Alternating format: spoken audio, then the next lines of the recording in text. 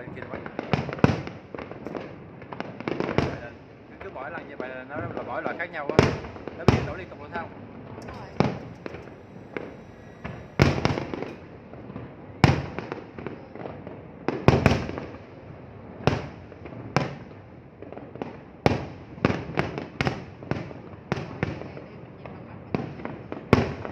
Mình mà quay được ra kia là thấy người ta đứng trong đèn gì đó luôn á. Mình quay được ra kia là thấy người ta đứng trong đèn luôn.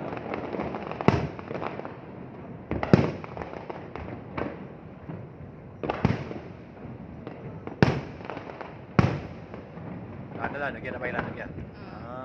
Phun lên.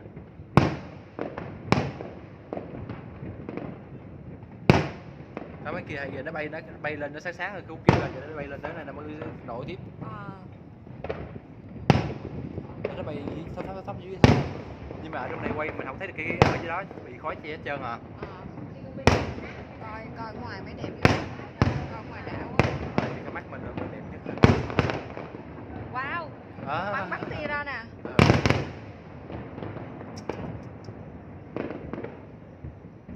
Nó đổ ra kìa, vui quá ha.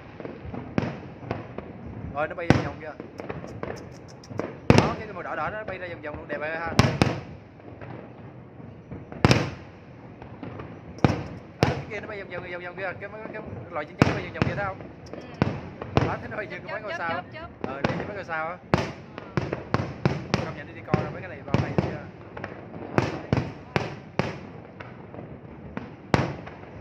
Mà tốn tiền lắm á.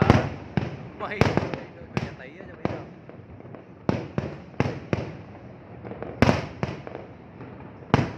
Năm nay nó nhiều mẫu hơn năm ngoái. Đứng xích chừng.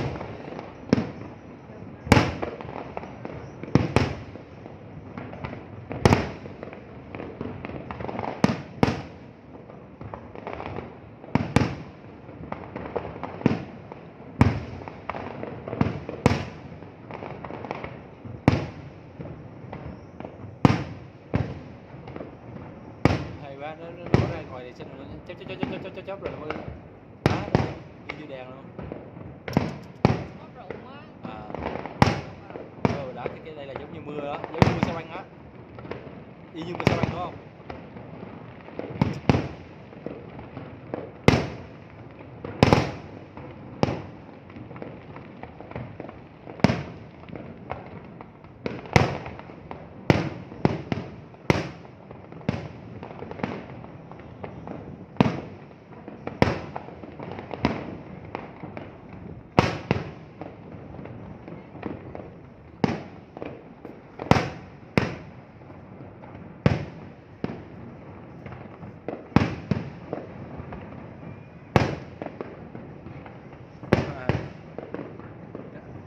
Trên cái chỗ mà lên mấy 81 nó đang đốt cái kiểu khác nữa kìa, cái kiểu đó nó lộn, nó bay lòn đi coi hay quá. Trên kia nó bay lọn nữa hết rồi.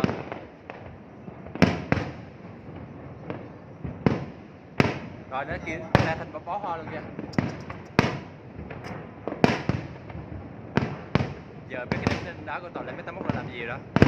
Ở đó có hoa.